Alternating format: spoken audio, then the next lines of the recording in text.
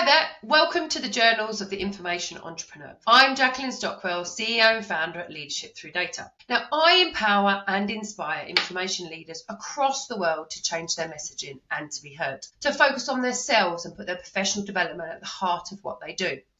I've revolutionised and continue to improve information management training and how it's being delivered globally. My business, Leadership Through Data, is all about amazing training and presentations, capturing the attention of the audience and ensuring the time people spend is worthwhile and useful, because your time is so very important. My goal is to present information in a language that everyone can relate to, that everyone can remember due to using storytelling and visualization techniques, and ultimately have fun and attend and participate in that.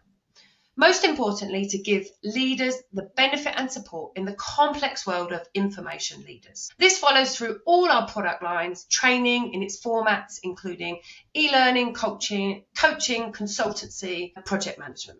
As an international speaker, with every presentation I deliver, people can expect to be inspired, motivated, move their bodies, and do the most fun things. But most importantly, learn, be inspired, and grow your minds. And today is no different. I'm here with Ellie Blore, who's come to join me on the third series of the role behind the data protection officer. So we're just looking at you. So Ellie, tell me more about yourself. Introduce yourself. Hi everyone, I'm Ellie. I'm a data protection officer at Best Companies, and I'm also a cluster manager for Cyber Wales.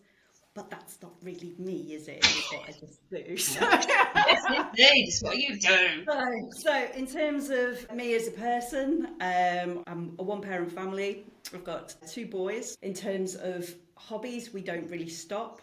I like to try new things. I've recently taken up karate. I will say I'm potentially not the most natural at it, but I am now red belt, so I've got my first one. Yay! Luckily for me, it's a mixed class, so there's parents and children within there, and there is a 7-year-old girl who's amazing, and she just like gives me pointers as long as we go. I just copy her. She's amazing. So I do that. We like to go skiing at the weekends on the Wirral on dry ski slope. So both boys are having lessons there, and I like to do the ladies ski once a month. And my current sort of ambition is taking flying lessons, which is something that I've kind of had since I did my Duke of Edinburgh when I was like 18 for my gold. My residential is a week's gliding and flying lessons, and since then I've kind of like been very sporadic in terms of wanting to do more in that. I've been for a couple of lessons this year, and I'm looking to next year do a few more with the sort of hope to eventually maybe get a license. But yeah, you've got to have dreams, hopes and dreams, haven't you? So, Absolutely. So yeah, very busy lifestyle. Love doing lots of things, seeing people, getting out there. Confident and outgoing type of person, I suppose, in terms of putting me in a bit of a nutshell. But I love that. And there's no nutshell, because I think you do karate and flying lessons, and like if we hadn't had that conversation, I wouldn't have known that. So it's so amazing to have that. What made you start karate? I don't really know, to be honest. Well, actually, I do know. My friend's husband goes with his daughters. And I just kind of wanted something that I could really do with the children, I suppose, if that makes sense, and kind of like doing something together. So he's like, I should come. It's only like £2.50 a session. They're really easy breezy. If you can't make every week, it's not like a big commitment. I enjoy it, and I do. I really enjoy it. I'm just not very good at it. But you know what? That doesn't matter. That's not why I'm there. I am not going to be looking to compete and be a contender at like British champion levels. I'm not going to be, on the latest season of Cobra Kai or anything like that. I'm just turning up and learning something new and doing something for myself with my children that we can kind of bond over. So yeah. And I think that's what it's about. It's about that family time, isn't it? And I think, the more you do it, the more you practice, the better you'll become. And the fact that you enjoy it and it's fun, I think is sensational to do. And the flying lessons, I think, is just spectacular, really. Have you done any of the stimulation driving? I know you said you about Duke of Edinburgh, but like recently, have you I haven't done any simulations, but I've flown from Popham Airport, which is Nice. sort of Oxford way, and I've also flown, so this is this year, and also from Carnarvon Airport as well. I school there too. So it's just about putting intermittent lessons in. You need to get to 45 to 48 hours, but really I'm probably going to be pushing over the 50 hours to get to a point of, because I can't do it in like hard hitting Yeah. 6 months, let's go. And there's quite a few exams to take as well in order to be able to get your pilot's license. So I'm quite, it's more of a long-term point of mortgage paid, Nice. coming up to retirement type. Like, it would be nice to, nip across the channel for a picnic or something. That's what I'm Yeah. I Love that. On your lunch break. Yeah, love that. Yeah, that's it. It's just, you have these, you have these thoughts, and people are quite often will go, well, what a silly idea that is. How, that's ridiculous. But actually, if there's something you really want to do and really want, you make it work, don't you? You'll be able to do it as often as you want to, and you might have to build up to it, or wait and be patient, or, Yeah. But, especially as a single parent, that there's always wants, isn't there? Want. Of, There is, and there's also having. But you need that time for yourself as well in order to be able to inspire them by doing something inspiring yourself. Absolutely. And I think what you've explained is your short-term goals, your medium-term goals, and your long-term goals. And I think that's sensational to even, have that long-term goal and that inspiration of being a pilot. That's something you can achieve. Yeah. And I think that's the basic things. Can't So don't get it. you can't say that. No, exactly. And you're inspiring me. So you've got some amazing hobbies and you have a big job.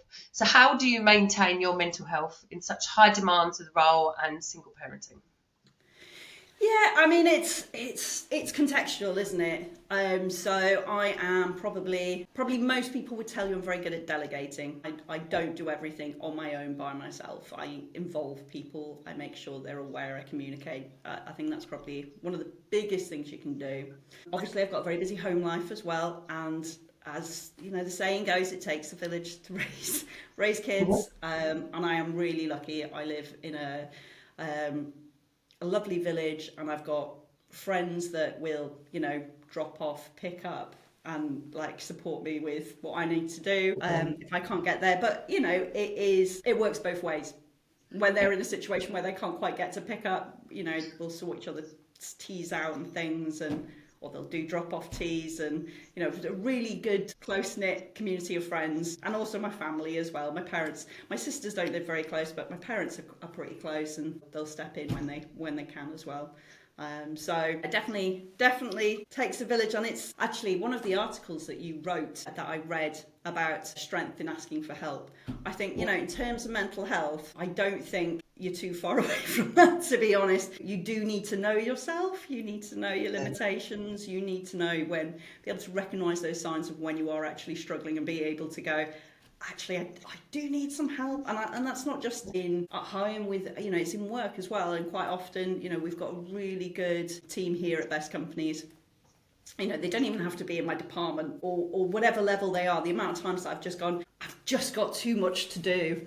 I can't do it all. I really need this communication going out to let our clients know X, Y, Z, or an update, and people will just go, Ellie, it's fine, I've got it. And, such is the sort of trust, and it's just everybody helps each other out, and people will step, out of their way in order to help you when they can see that actually it's something needs doing. So yeah, I think those aspects. I think probably the other area is that I have actually done. So I am one of the organisation's mental health first aiders as well. I have done the 2-day training, and I think that really I did it to kind of try and help other people, which I think a lot of people do. But then when you go through those times yourself, you suddenly realise actually, the signposting, the recognition. I think probably the biggest thing I took away from it was thinking about a funnel, and you're pouring water into that funnel, and the output is always the same. It doesn't change. It's just a matter stuff that you're pouring in, and it's that balancing act of sometimes it's rushing in and you don't want it to overflow, and that it's recognizing at what point do you need to kind of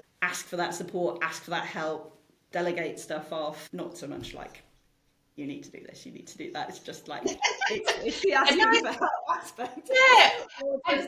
Or just having people recognise that actually you're really busy at this point in time, and you just need to be able to prioritise. And if they need something of you, they're able to go, I do need this doing, but I don't need it for a month. And then it's like, great, okay, we'll get the service ticket in, put it in, and I'll reach it when I get to it, or if it's a lower priority, or if it's not. But it's that having that flexibility, I suppose, and also having the support of the community, I think, is really important as well. Since I started sort of posting regularly on LinkedIn and getting more involved with the sort of LinkedIn community, I'm finding people who are very similar to myself in that need. I really built up a really good community of DPOs that I can speak to, especially with the constant changing landscape. So Claire Patterson, Luke Beckley, Catherine Brooks, Emma Godfrey, Linda Bolton. They've all been met online, but they're so supportive in terms of just being able to bounce back ideas and just have those sorts of conversations. If you're not currently following any of those, definitely just reach out, connect, follow some of the content they do regularly post. But yeah, so hopefully that answers your question. And I think that's sort of amazing just to even say that, because there's an air of vulnerability when you ask for help, and there's that sort of support for you, that you get this sigh of relief of like, oh, wow, somebody's actually helping me in the time that I need. And then there's the people that support you on the wider aspects, like you've just named, who are great people to follow, that can give you that whole rounded view. So when you're blending in your work life and your home life, it is about prioritising and delegating pretty much. So you can have what you want. And there was a really good, the quote that I shared in my last podcast from Nike, that you have time, you just need to prioritise, which I think is a really, really big thing. So what was one of the kind of the biggest sort of mental health challenges that you've had that you can share? So I don't think it's necessarily right for me to share my own personal experiences in terms of mental health in public game. I have got children, and my stories are also their stories, I suppose, to a certain extent. And also, I wouldn't want somebody to listen to this and think that their emotions, challenges, feelings that they're going through is trivialized by having a comparison. I think it's really important that people do recognise that everybody has had different experiences. They have had different job roles. They've different upbringings.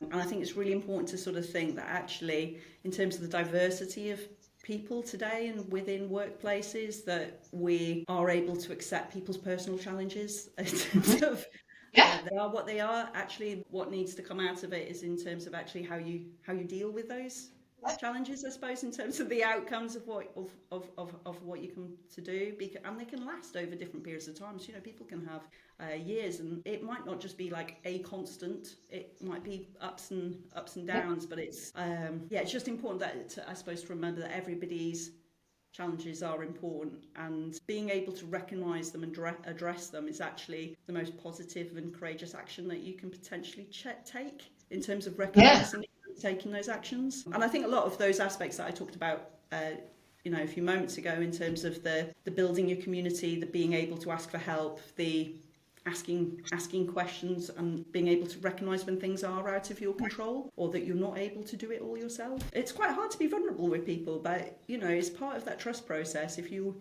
are able to open up to people, there's more chance that they will open up to you, and actually you'll build that rapport and have that relationship with your work colleagues and people in your home life. I think I think that's kind of where I'd go with that, to be honest. Yeah, I think it's a great answer, and the reason kind of why I ask it, because I look at magic mistakes. So there's always learning and sharing and kind of opportunities, but there is also that fine line, and I'm really grateful you kind of brought that out in the question, is that comparison is actually the thief of joy. Is kind of my standard line. So if you're comparing yourself to somebody else, you're actually taking that joy from you because you're comparing yourself. It's another two-edged sword, isn't it? You share your experiences so someone else can learn from it, but actually don't compare yourself to that person, because your experiences are different and are kind of identifying them themselves. Yeah, for sure. It's the mistake element as well that you picked out there. I mean, we're all going to make mistakes, and and that's fine. It's just taking responsibility for them and learning from them. I mean, that's the biggest part that you can do in any of the context of any type of life. It's fact, isn't it? In terms of death and taxes, we're going to make mistakes. It's going to happen. It's just being able to recognise them. Recognise them and learn from them.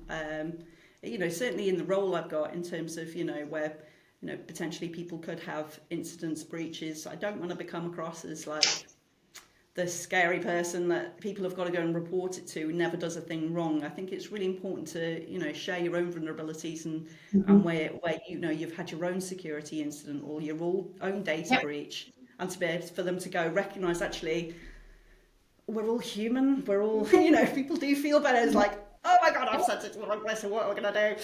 It's like, okay, well, you're not the first person. You're not going to be the last person. Did you follow the process? Right, let's have a look at that. Okay, nobody's accessed it. We can stop it. And as long as you've got those safeguards in place and you're protecting people in terms of having the right tools, I think that's proper. Being honest, and listening are two of the biggest things in terms of supporting people with that, I think. Yeah, absolutely. Absolutely. And obviously it's this change of mindset that it's something you can learn from rather than you'll be blamed because it's gone wrong. So I think there's avoiding a blame culture, absolutely. That's not what you want. That you want people to be able to see you as somebody approachable. Yeah, for sure. exactly. And the learning from the mistakes kind of moves us into sort of like growing our minds. And I think, there's I don't know if you've ever heard of fixer mindset and growth mindset. I've written a blog on that as well. And that's how you can actually grow your mind from your mistakes or from kind of learning and pushing yourself outside your comfort zone. Like, what do you do to push yourself outside your comfort zone, and how do you handle those kind of challenges? Well, in the sort of psychology, but there's also sort of Freud's pleasure and pain aspect. Our instinct is to look for the pleasure and avoid pain at whatever cost, really. So when you think of stretching yourself out of your comfort zone, and the challenges that come with that, well, it is the case of what's the easiest option to do, or playing it safe. To actually really push, you have to have that hunger and that want to actually do more and be more, and recognise that actually it's within reach. So I think a lot of it is in terms of that sort of self-reflection aspect, in terms of being able to push yourself more. A lot of people have that perception of they're not good enough. I do it with my karate. Done it 5 minutes ago. I'm rubbish at it, but I love it. So you do have that perception. But I'm right at the beginning of my journey. I've only just had like my red belt. I'm going to get better. I've no doubt that I will improve. 2 years, I might be getting a black belt, maybe if I stick with it, which I hopefully will. But it's very easy to take the easy route, or if you're good at something, to stick with it and not really expand beyond that to get comfortable. I think they do often say that if you're good at something, it is because you enjoy it. So trying to find things that can push you out of your comfort zone and just expand what you are able to offer, not just to yourself but to others as well, I think is one of the actually nicest feelings once you've pushed yourself out of that comfort zone, that sense of self-worth. It's just having people necessarily sort of recognise that and actually put yourself out there, I suppose, in that context. Yeah, absolutely. And then you've got the thing of the learning curve.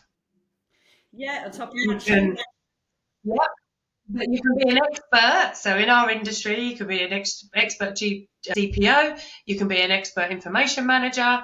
But actually, when you're looking at Microsoft 365 or new laws and regulations, you have to go back into the learning curve, learn about it, and then you come back up the other side. So your expert is your comfort zone, come down, and then you go back up. Yeah, and I can totally relate to that. Certainly I did a day course on GDPR. I did my GDPR Foundation certificate, and I came out and I was like, know it, I feel ready to face the world. And then you start doing the day job and you start picking up on the different elements that you need to actually know and the amount of questions that you have, and then you fast fall down that, and then you have that doubt and that imposter syndrome, and you have to be able to have that that fight in you and that want to be better and do better. And again, it is that case of, again, being honest and going, oh, well, actually, I can never know anything. And that's something actually that my CEO, Jonathan Austin, actually sat with me once and said, he goes, you do know you're never going to know everything. And it's that height of sort of acceptance, I suppose, at that point of going, well, that's okay. They don't expect me to know everything too. That's great. So, it is that kind of, you have this like belief that you need to know, not everything about your job role, live, breathe it, see it, and just be the oracle of what you do, especially as a specialist in a field, because you are so often the only person that has those insights.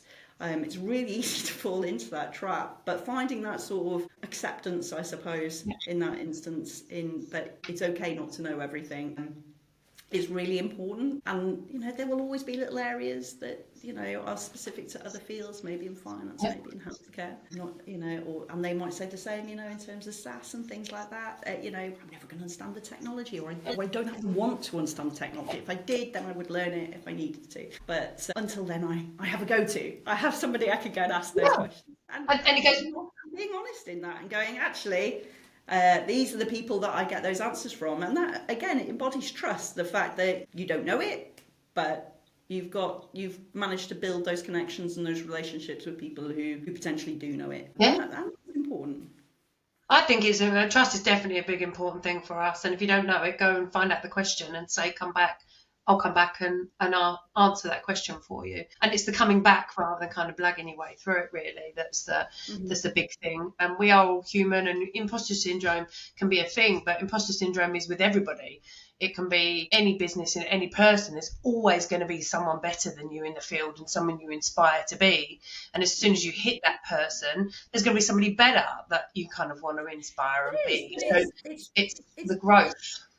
It's recognizing it, and you know what? It's also about supporting other people's growth. It's I think sometimes with that imposter syndrome, you can want to keep it all to yourself and not actually share that growth with others. And I think certainly in our roles, in terms of where we are and what we're here to do, it's so important that we are able to be generous with our knowledge and share it in a way that is that people are able to understand and speak the same language and build their own knowledge sets up. There was a wonderful person that used to work here at Best Companies, and she wasn't in data protection, but she left for a different type of role. It was a step up for her.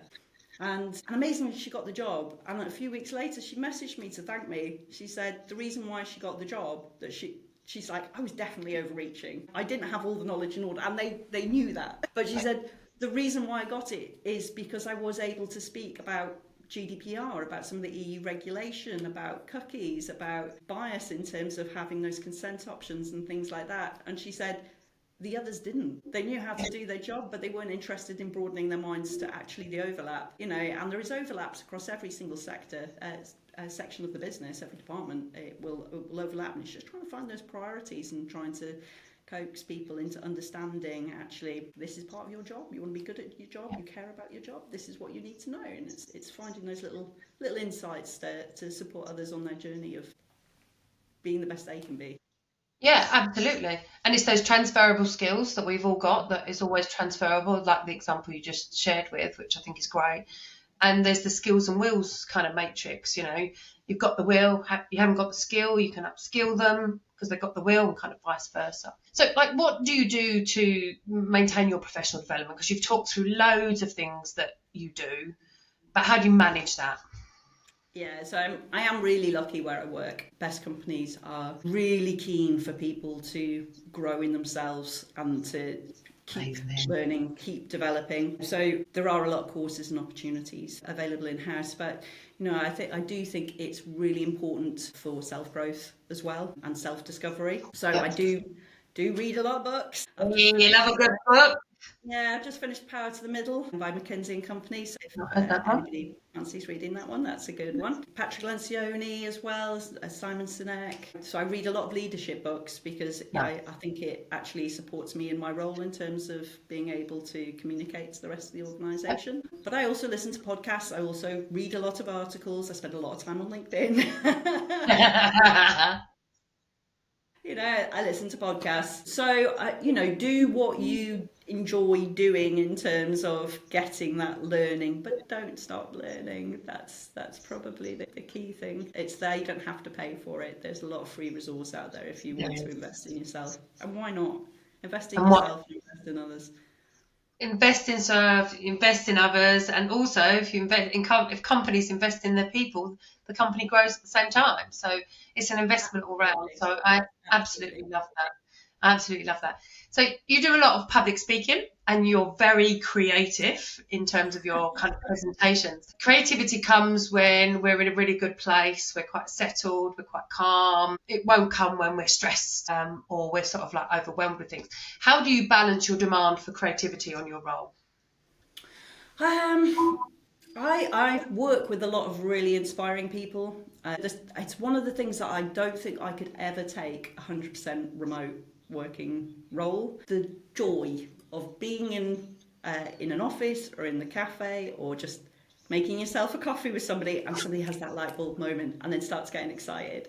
It's infectious. You can't just sort of stand there and not feel the excitement with somebody in terms of being able to get through. And it's the same for me when I've read something or I've listened to something. I mean, Emma Martins is another one if you're not following her on LinkedIn, but some of this content that you read, it just really resonates and then you get excited over it. And then you have that creativity of like, well, how do I get that message out? How do I share my learnings with somebody else?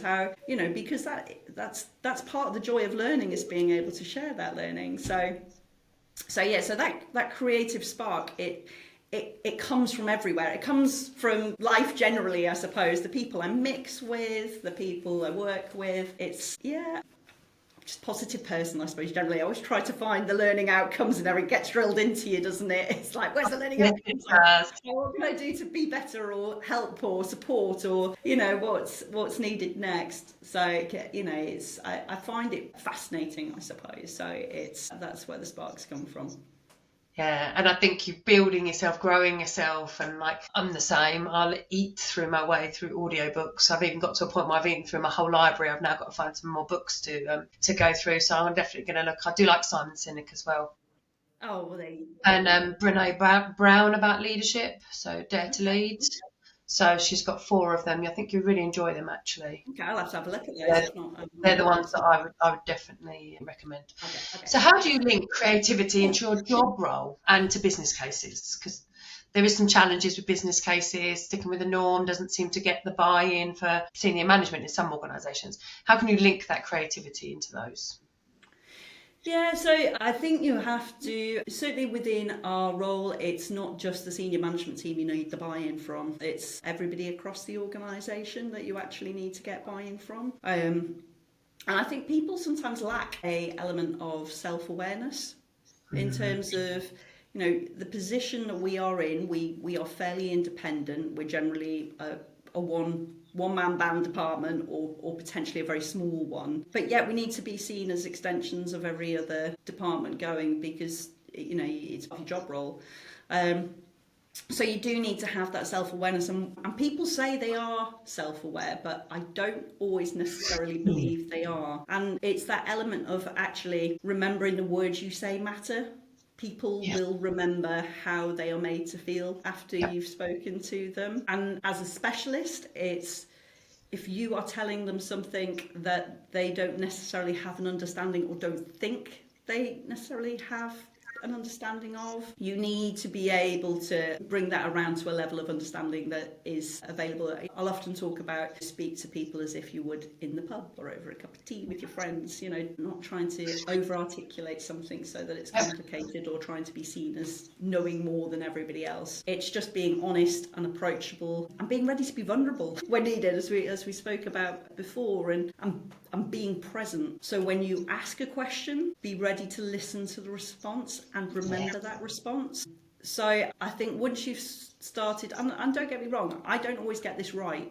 I am still very much on that learning journey of being self-aware. But I think if you understand the concept of self-awareness, I think it's obviously a journey. It's not something you can just go, I am now this, I know of it. I'm self-aware, I know. Yeah. It's something you have to build on and reflect on every sort of interaction that you have. And I have gone back to people and said, I'm sorry, that came out completely the wrong way. And they're almost like, no, it was absolutely fine. And there is that imbalance of power sometimes in terms of people do respect what you've got to say, and if you've been a little bit short with them or a little bit quick fire in terms of your questioning, that can have that knock-on effect. And being able to reflect on that and being able to speak to somebody afterwards and go, actually, I'm holding my hands up here. I shouldn't have said it like that, and that isn't how I meant it. And I'm sorry. It's that sort of aspects. It's hard to do, but actually you need to do it because of the role that we're in. It is what it is. You've just got to take it. You've got to be responsible. You've got to put your hands up. Definitely. And I think sort of some of the stuff that I'm trying to do with the industry as well is around, there's a really good book called Surrounded by Idiots, which is on the DISC framework, which focuses on red, green, blue and yellow personality types. And it's having an understanding of that and being able to communicate with the sort of reds, they're more dominant, straightforward, straight talking. Yellows are influencers, have lack of concentration. Greens are the stable, kind of supportive group.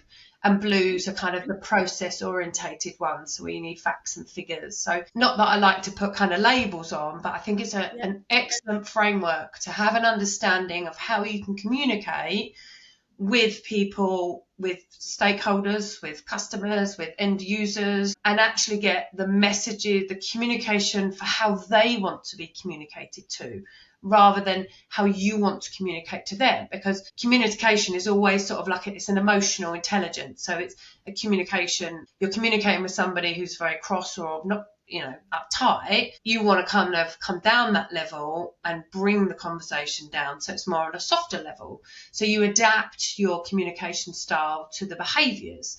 And this book is phenomenally good. It gives you loads of... I think this is a second link coming that I need you to fire my way for me to have a look at. It is seriously kind of revolutionised the way I manage my team, the way we put vulnerabilities on the table. If I'm having a red moment, so you can do the personality types on, you can actually get a full profile. So I'm 46% red, I'm 98% yellow because I'm enthusiastic and kind of inspirational. But if you want to talk to me about process, I'm only 4% blue. So you will lose my concentration from my yellow and my red because I just can't process it. I'm not interested. So it has to be a high level.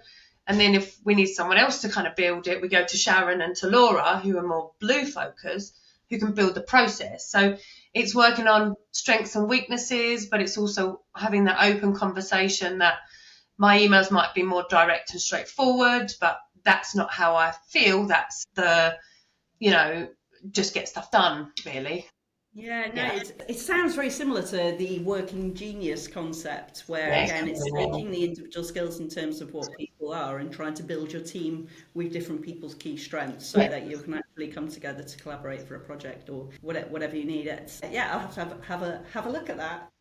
Have a look. I definitely did. I've done a blog on it as well, but I will send you the book. But I could talk to you all day, Ellie. This has been sensational. Said we were going to do 24 minutes and we're sort of overrun that. But anyway, it's been absolutely beautiful. I'm so grateful for your time and thank you for all the knowledge that you've shared with us today. Subscribe to the Leadership Through Data channel so you can get more and more of these podcasts. And if you need any professional development, head over to the Leadership Through Data website. Thank you so much, Ellie, for your time today. Hope you enjoyed and we'll stay in touch. Stay in touch.